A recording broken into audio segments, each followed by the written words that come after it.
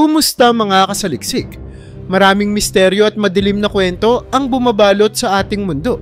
Kaya mula sa nakakakilabot na kaso ni TJ Lane, ang high school shooter na nagdulot ng matinding trahedya, hanggang sa kwento ni Alyssa Bustamante, ang Missouri teen thrill killer na nagbunga ng matinding takot at pagkabigla sa buong bansa, ating pag-uusapan ang 10 pinaka-nakakakilabot na krimen na kinasangkutan ng mga kabataan. Kaya kung handa ka na, simulan na natin. Number 10, TJ Lane, ang high school shooter. Noong ika-27 ng Pebrero, 2012, ang maliit na bayan ng Chardon, Ohio, ay nawindang matapos maganap ang isang malagim na pamamaril sa Chardon High School. Si TJ Lane, isang 17 anyos na mag-aaral sa Lake Academy Alternative School, ay biglang pumasok sa kafeterya ng paaralan suot ang sweatshirt na may salitang killer at armado ng isang 22 kalibreng baril. Sa gitna ng maraming mag-aaral, walang babala siyang nagpaputok. Direktang pinuntirya ang isang mesa kung saan nakaupo ang ilang kabataan. 3 mag-aaral ang namatay, habang 3 pang iba ang nasugatan. Isa sa kanila ay naparalisa habang buhay. Ang kakilakilabot na krimen na ito ay nagbukas ng diskusyon tungkol sa mental health at ang epekto ng bullying. Ayon sa mga ulat, si Lane ay nakaranas ng emosyonal na problema at naobserbahang may kakaibang pag-uugali bago ang insidente. Sa kabila nito, hindi naging sapat ang mga naunang intervention upang mapigilan ang trahedya. Sa paglilitis, ipinakita ni Lane ang nakakagulat na kawalan ng pagsisisi. Suot ang sariling ginawang t-shirt na may nakasulat na killer at nagtangkang galitin ang pamilya ng mga biktima sa pamamagitan ng malaswang kilos. Siya ay hinatulan ng 3 habambuhay na sentensya ng walang posibilidad ng parole. Subalit, muli siyang naging laman ng balita noong 2014 nang tumakas siya mula sa kulungan na nagdulot ng 6 na oras na paghahanap bago siya mahuli muli. Number 9, Joshua Phillips, ang kasong yumanig sa Jacksonville. Noong ika-3 ng Nobyembre, 1978, nawala ang 8 taong gulang na si Maddie Clifton mula sa kanyang komunidad sa Jacksonville, Florida. Sa kasagsagan ng paghahanap sa kanya, kabilang na ang 14 na taong gulang na si Joshua Phillips, walang sino man ang nakahula sa totoong nangyari. Pagkatapos ng 1 linggo, natagpuan ng ina ni Joshua ang bangkay ni Maddie na nakatago sa ilalim ng kama ng kanyang anak. Ang buong komunidad ay nagulantang sa ginawang krimen ni Joshua na walang sino man ang nakakita ng senyales bago ito. Ayon sa testimonya, sinasabing aksidente raw niyang nasaktan si Maddie gamit ang baseball, ngunit dahil sa takot sa kanyang ama, tinangka niyang patahimikin ang bata sa mas marahas na paraan. Sa huli, sinaksak niya ito ng maraming beses. Ang brutal na pangyayaring ito ay nagdulot ng pagkabigla sa komunidad at si Joshua ay nasentensyahan ng habambuhay na pagkakakulong. Ngayon, nasa kanyang 40 taon na. Siya ay nananatili sa kulungan sa Cross City Correctional Institution. Number 8, Alyssa Bustamante, ang teen thrill killer ng Missouri. Noong ika-21 ng Oktubre, 2009, niyaya ni Alyssa Bustamante, isang 17 anyos, ang 9 na taong gulang niyang kapitbahay na si Elizabeth Alton sa kagubatan sa likod ng kanilang mga bahay. Subalit, sa halip na laro, isa itong balakid ng karumal-dumal na krimen. Si Alyssa ay walang awa niyang sinakal, sinaksak at nilibing ang bata sa isang mababaw na hukay na inihanda na niya bago pa man mangyari ang lahat. Ang kasong ito ay lalong naging matunog dahil sa mga natuklasan sa online presence ni Alyssa. Sa kanyang journal, ipinahayag niya ang kasiyahang naramdaman matapos ang pagpatay. Sa kabila ng kanyang murang edad, siya ay sinentensyahan bilang isang adult at nahatulan ng habambuhay na pagkakakulong na may posibilidad ng parole matapos ang 30 taon. Ang kanyang kaso ay naging sentro ng diskusyon sa Estados Unidos tungkol sa moralidad ng paghatol sa mga menor de edad bilang adult. Number 7, Eric Smith, ang batang mamamatay tao mula sa Savona. Noong ika-2 ng Agosto, 1973,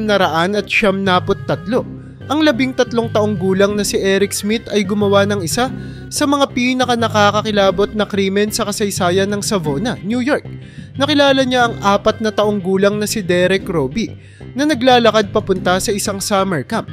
Pinaniwala ni Eric si Derek na may shortcut sa isang kagubatan, ngunit ito pala'y patibong. Sa loob ng ilang minuto, sinakal niya si Derek, binugbog gamit ang bato at nilagyan pa ng Kool-Aid ang mga sugat ng biktima.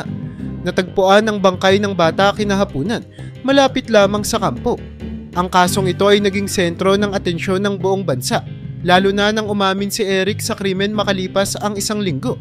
Sa kabila ng murang edad, siya ay sinubok bilang isang adult at hinatulan ng 9 na taon hanggang habambuhay na pagkakakulong. Matapos ang halos 3 dekada sa likod ng rehas, si Eric ay pinalaya noong 2021. Gayunpaman, nananatiling kontrobersyal ang kanyang paglaya na patuloy na nagbibigay ng aral tungkol sa epekto ng bullying at isolation sa kabataan. Number 6, Sierra Halsett. Ang mapanlinlang na balak kasama ang kasintahan. Noong 8 ng Abril, 2021, ang 16 na taong gulang na si Sierra Halsett at ang 18 taong gulang niyang kasintahan na si Aaron Guerrero ay gumawa ng malagim na plano laban sa ama ni Sierra, si Daniel Halsett. Ang dalawa ay bumili ng mga kagamitan tulad ng circular saw, bleach at drop cloths upang isakatuparan ang kanilang balak. Sunod na araw natagpuan ang katawan ni Daniel sa kanyang garahe, sugatan ng mahigit 70 saksak at sinunog pa ang bangkay sa isang sleeping bag upang hindi makilala. Matapos ang krimen, gumawa pa ang dalawa ng video sa YouTube na tila ipinagdiriwang ang kanilang kalayaan. Ngunit hindi nagtagal ay nahuli sila ng mga autoridad sa Salt Lake City. Sa paglilitis noong 2022, parehong umamin ng dalawa sa kasalanan at hinatulan ng 22 taon hanggang habambuhay na pagkakakulong. Ang kasong ito ay nagbigay diin sa panganib ng impluensya ng masamang relasyon sa kabataan at ang kawalan ng pagsisisi ni Sierra ay lalong nagpalala sa pagkabigla ng publiko. Number 5, Beaver Brothers, ang pinakamatinding krimen sa Broken Arrow. Noong 22 ng Hulyo, 2015, ang bayan ng Broken Arrow, Oklahoma, ay nasaksihan ng isa sa pinakamarahas na krimen sa kasaysayan nito. Sina Robert Beaver, 18 taong gulang, at Michael Beaver, 16 na taong gulang, ay pinatay ang 5 miyembro ng kanilang sariling pamilya sa loob ng kanilang tahanan. Ang magkapatid na naghahangad ng kasikatan at notoriety, maingat na pinlano ang kanilang masaker gamit ang mga kutsilyo bilang pangunahing sandata. Sa kabila ng brutalidad ng insidente, may ilang miyembro ng pamilya ang nakaligtas, kabilang ang 12 taong gulang na si Daniel na nagawang tumawag ng 911. Gayunpaman, siya rin ay sinaksak ng 9 na beses matapos malinlang ng kanyang mga kapatid. Sa huli, ang mga Beaver Brothers ay nahuli at nahatulan.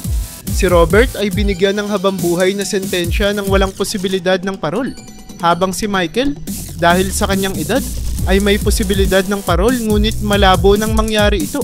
Ang kasong ito ay nag-iwan ng malalim na sugat sa komunidad at nagsilbing babala tungkol sa madilim na epekto ng maling ambisyon. Number 4, Heavenly Arroyo, ang teenage murderer na walang puso. Noong 6 ng Oktubre, 2019, ang 15 taong gulang na si Heavenly Arroyo ay gumawa ng karumal-dumal na krimen laban kay Ana Vasquez Rodriguez, 68 taong gulang, sa kanilang tahanan sa Fall River, Massachusetts. Sa gitna ng tensyon sa bahay, si Arroyo, na naninirahan sa kanyang tiyuhin, ay nawalan ng kontrol at sinaksak si Ana ng higit 70 beses habang ito'y natutulog sa kama. Nakakagulat, ang apo ni Ana na nasa parehong bahay at naglalaro ng video games ay walang kamalay-malay sa naganap. Pagkatapos ng krimen, mahinahon na naligo si Arroyo at itinapon ang kanyang duguang damit sa isang dumpster. Ngunit siya'y nabuko dahil sa CCTV footage. Sa korte, ipinakita niya ang nakakapangilabot na kawalan ng emosyon. Kahit na sa harap ng kanyang sentensyang habambuhay na pagkakakulong na may posibilidad ng parole makalipas ang 19 na taon. Ang kaso ni Arroyo ay nagtulak ng diskusyon tungkol sa epekto ng kabataan sa marahas na krimen at kung paano haharapin ang ganitong uri ng delinkwensya sa lipunan. Number 3, Roxana Sikorsky, ang madilim na plano laban sa pamilya. Noong Oktubre ng 2014, ang 15 taong gulang na si Roxana Sikorsky mula sa Plymouth, Michigan ay nasangkot sa isang nakakakilabot na plano na patayin ang kanyang pamilya. Siya ay naimpluwensyahan ng kanyang mas matandang kasintahan na si Michael Rivera na 23 taong gulang. Ayon sa investigasyon, si Rivera ay nagbigay ng detalyadong tagubilin kay Roxana kung paano isagawa ang krimen na naglalaman ng mga tukoy na bahagi ng katawan na dapat puntiryahin. Sa isang gabi, tinangkang patayin ni Roxana ang kanyang nakababatang kapatid gamit ang isang fillet knife. Ngunit sa kabutihang palad, nakaligtas ang biktima matapos maagapan ang mga sugat nito. Ang kanyang pagtakbo kasama si Rivera ay hindi nagtagal dahil nahuli sila ng mga pulis sa Detroit. Dahil sa kalubhaan ng krimen, si Roxana ay hinatulan bilang isang adult at sinentensyahan ng 10 hanggang 20 taon sa kulungan. Samantala, si Rivera ay hinatulan ng habambuhay na pagkakakulong noong 2015. Ang kaso ay nagdulot ng malawakang diskusyon tungkol sa impluwensya ng mas nakatatandang kasintahan sa mga kabataan at ang angkop na paraan ng pagbibigay hustisya sa mga menor de edad na sangkot sa karahasan. Number 2, Lionel Tate, ang tragic play gone wrong.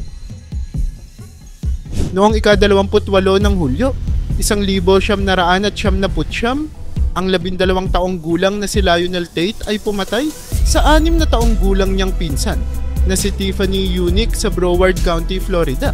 Habang nasa bahay, iniulat ni Tate na ginagaya lamang niya ang mga wrestling moves na nakikita niya sa telebisyon.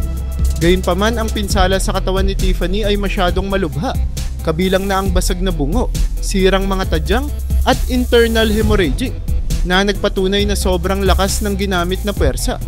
Hinatulan si Tate ng first-degree murder noong 2001. Ngunit ang kontrobersya ay nagsimula sa hatol na habambuhay na pagkakakulong para sa isang 12 taong gulang. Dahil sa mga apela, nabawasan ang kanyang parusa sa house arrest at probation noong 2004. Gayunpaman, hindi natapos dito ang kanyang mga kaso dahil muli siyang nasangkot sa mga krimen tulad ng armed robbery noong 2005. Ang kasong ito ay nag-iwan ng malalim na tanong tungkol sa tamang hustisya para sa mga bata na nagkasala ng karahasan.